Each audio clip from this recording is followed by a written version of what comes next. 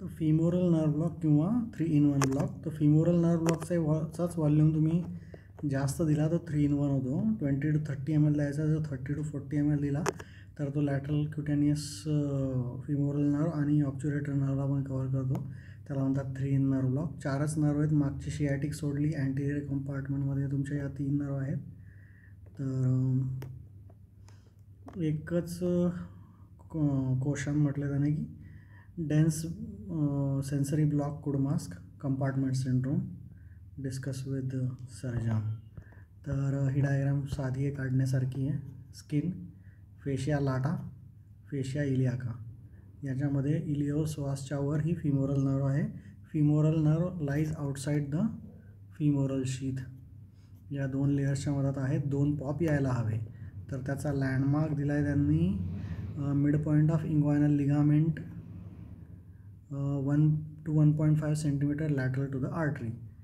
तर inguinal ligament किंवा crease थोडा आहे इशू, कोणी काय म्हणतं आहे, हॅडझिक क्रीज म्हणतो.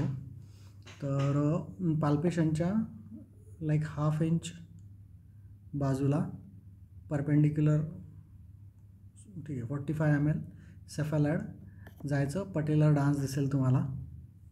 तर सार्टोरियल ट्विच नाही दिसली पाहिजे तुम्हाला. क्वाड्रिसेप ट्विच दिसली पाहिजे. बिटवीन द 2 लेअर तुमची फिमोरल नर्व आहे.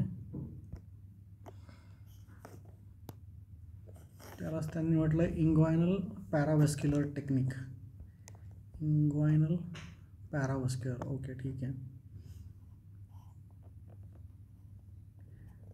नाही, हे चुकीचं आहे. Single femoral sheath encloses all the नाही, ते शीथच्या बाहेर आहे.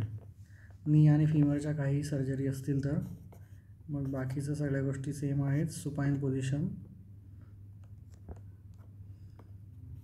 ठीक आहे, 2 सेंटीमीटर लॅटरल, ठीक आहे, 1/2 इंच 1 इंच जे काही आहे.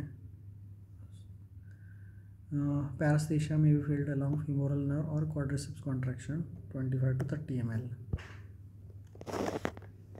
नी किंवा फिमरच्या सर्जरीजला वापरू शकतो.